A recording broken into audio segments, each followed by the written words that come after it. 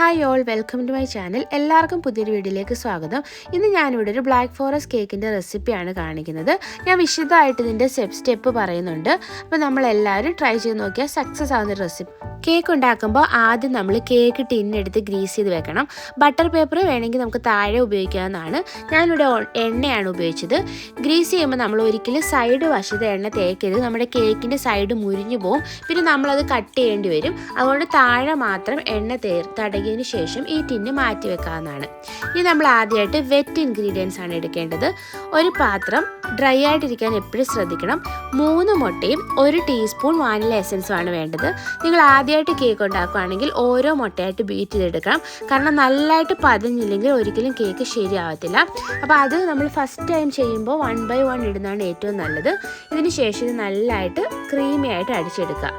പഞ്ചസാര പൊടിച്ചതാണെങ്കിൽ 1 കപ്പും പൊടിക്കാത്തതാണെങ്കിൽ 3/4 കപ്പുമാണ് ഇടേണ്ടത്.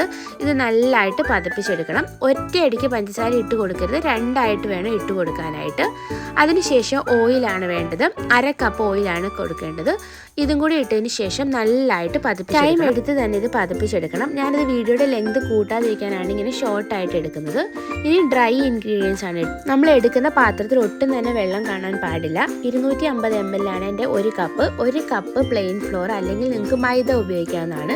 അതിലേക്ക് 1/4 കപ്പ് കൊക്കോ പൗഡറാണ് ഉപയോഗിക്കേണ്ടത്. 1 teaspoon baking powder, 1/2 teaspoon baking സോഡയുമാണ് ചേർക്കേണ്ടത്. പിന്നെ 1 നുള്ളു ഉപ്പും, അതായത് 1/8 ടീസ്പൂൺ ഉപ്പും കൂടി ചേർക്കാം. പിന്നെ ഒരു ഫോർക്ക് ഉപയോഗിച്ച് മിക്സ് ചെയ്തതിന് ശേഷം നിങ്ങളിത് നല്ലതായിട്ട് അരിച്ചെടുക്കണം. 2 or 3 പ്രാവശ്യം അരിച്ചെടുക്കേണ്ടതാണ്. എന്നെങ്കിൽ മാത്രമേ നമ്മുടെ കേക്ക് സോഫ്റ്റ് ആകത്തുള്ളൂ. ഞാനിത് 3 പ്രാവശ്യം അടിച്ചിട്ടുണ്ടായിരുന്നു. അതിനുശേഷം നമ്മൾ കുറേശ്ശെയായിട്ട് നമ്മുടെ വെറ്റ് ഇൻഗ്രീഡിയൻസ് നമ്മൾ പതപ്പിച്ച് വെച്ചിരിക്കുന്ന മുട്ടയുടെയും എണ്ണയുടെയും പഞ്ചസാരയുടെയും മിക്സിലേക്ക് ഇട്ട് കൊടുക്കണം. മിക്സ് ചെയ്യുമ്പോൾ എപ്പോഴും ഒരേ ഡയറക്ഷനിൽ തന്നെ മിക്സ് ചെയ്യണം. ഞാനിതൊരു 4 പ്രാവശ്യമായിട്ടാണ് പൊടി ചേർത്ത് കൊടുത്തത്. നിങ്ങളും അങ്ങനെ പതുക്കെ ചേർത്ത് കൊടുക്കണം. ഇതിന് ശേഷം നമ്മളിത് കേക്ക് ടിന്നിലേക്ക് മാറ്റാം. ഒരിക്കലും ഇത് മിക്സ് ചെയ്തതിന് ശേഷം നമ്മൾ വെളിയിൽ വെക്കരുത്. ഉടനെ തന്നെ നമ്മൾ കേക്ക് ടിന്നിൽ മാറ്റണം. ഇത് ചെയ്യുന്നതിന് മുമ്പ് തന്നെ നമ്മുടെ ഓവനിലാണ് വെക്കുന്നതെങ്കിൽ ഓവൻ പ്രീഹീറ്റ് ചെയ്യണം. 180 ഡിഗ്രിയിൽ നമ്മൾ 10 മിനിറ്റ് പ്രീഹീറ്റ് ചെയ്യണം. ഇതിലേക്ക് ഞാൻ കേക്ക് വെച്ച് കൊടുക്കുകയാണ്. ഞാനിവിടെ ടോൾ കേക്കിന് വേണ്ടി കൂടുതൽ സ്പഞ്ച് ഉണ്ടാക്കിയിട്ടുണ്ടായിരുന്നു. എനിക്ക് 180 ഡിഗ്രിയിൽ 35 മിനിറ്റ്സ് ആണ് വന്നത്. നമ്മുടെ കേക്ക് ഇവിടെ നല്ലതായിട്ട് ബേക്കായിട്ട് വന്നിട്ടുണ്ട്. തണുത്തതിന് ശേഷം മാത്രമേ ഡീമോൾഡ് ചെയ്യാൻ പറ്റാവുള്ളൂ. ഇപ്പോൾ നിങ്ങൾക്ക് കാണാൻ പറ്റും ഇതിൻ്റെ അരികൊക്കെ കറക്റ്റായിട്ട് വന്നിട്ടുണ്ട്. ഇതാണ് ഞാൻ ആദ്യം അരികിൽ ഓയിൽ ചേർക്കരുതെന്ന് പറഞ്ഞത്. ഓയിൽ ചേർക്കുമ്പോൾ ഇത് ഫുള്ള് ഡ്രൈ ആയിട്ട് പിന്നെ നമ്മളിത് വീണ്ടും കട്ട് ചെയ്യേണ്ടി വരും. അപ്പോൾ നമുക്ക് ബാക്ക് സൈഡ് കാണാവുന്നതാണ്. അടിപൊളിയായിട്ട് വന്നിട്ടുണ്ട്. നല്ല സോഫ്റ്റ് സ്പഞ്ചാണ്. ഞാനിത് ലെയറിങ് ചെയ്യാനായിട്ട് കട്ട് ചെയ്തെടുത്തിട്ടുണ്ട്. ഇത് ബട്ടർ ക്രീമാണ്. ഇത് ഞാൻ ഈ കേക്കിന് വേണ്ടി ഉപയോഗിക്കുന്നതാണ്. നിങ്ങൾ സാധാരണ ഒരു ബ്ലാക്ക് ഫോറസ്റ്റ് ഉണ്ടാക്കുമ്പോൾ ഇതിൻ്റെ ആവശ്യമില്ല. നിങ്ങൾക്ക് വേണ്ടത് ഡബിൾ ക്രീമാണ്. നമ്മൾ അതൊരു പാത്രത്തിലേക്ക് എടുക്കുക.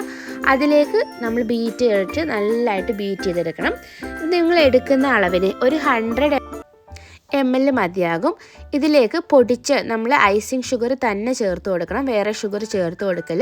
ഐസിങ് ഷുഗർ 1/2 കപ്പ് നോക്കുക. അതിനുശേഷം നിങ്ങളുടെ മധുരം ടെസ്റ്റ് ചെയ്തതിന് ശേഷം മാത്രം ഇടുക. നമ്മൾ പലപ്പോഴും നമുക്ക് ഒരുപാട് മധുരം ആകാറുണ്ട്. നല്ല ക്ഷമയോടെ ബീറ്റ് ചെയ്യണം.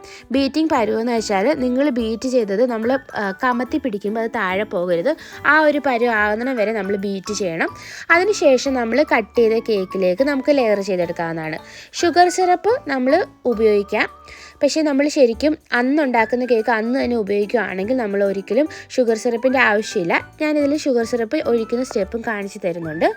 അതുപോലെ തന്നെ നമ്മൾ കേക്ക് നല്ലതായിട്ട് തണുത്തതിന് ശേഷം മാത്രമേ ഡീമോൾഡ് ചെയ്യാവുള്ളൂ, കട്ട് ചെയ്യാവുള്ളൂ. ഈ സ്റ്റെപ്പുകളെല്ലാം കേക്ക് നല്ലതായിട്ട് തണുത്തതിന് ശേഷം ചെയ്യാവുള്ളൂ.